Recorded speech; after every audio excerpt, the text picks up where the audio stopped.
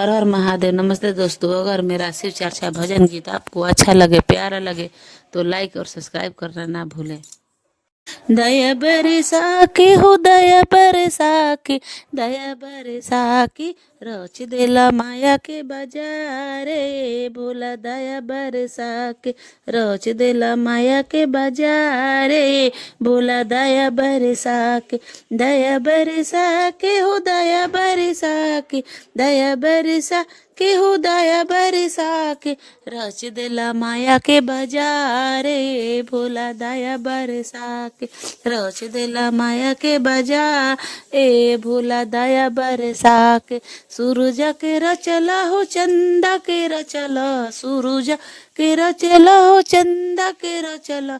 रच देला पूरा आकाश भोला। दया बरसा के रच देला पूरा आकाश भोला। दया बरसा के, दया बरसा के हो दया बरसा के, दया बरसा के हो दया बरसा के रच देला माया के बाजारे भोला। दया बरसा के रच देला माया के बाजारे भोला। दया बरसा के गंगा के रचला हो जमुना के रचला, गंगा के रचला हो जमुना के रचला।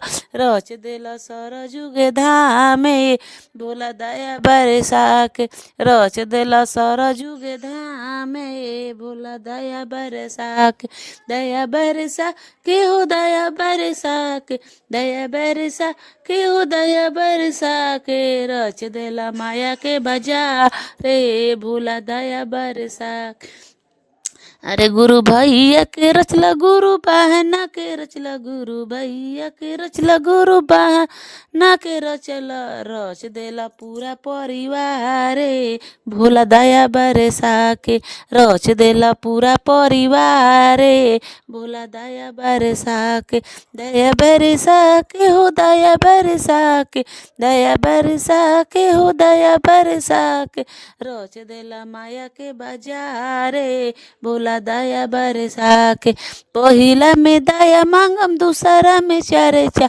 पहिला में दया मांगम दूसरा में चर्चा, तीसरा में नमो से प्रणाम भोला। दया बरसा के तीसरा में नमो से प्रणाम भोला। दया बरसा के रच देला माया के बाजारे भोला। दया बरसा के।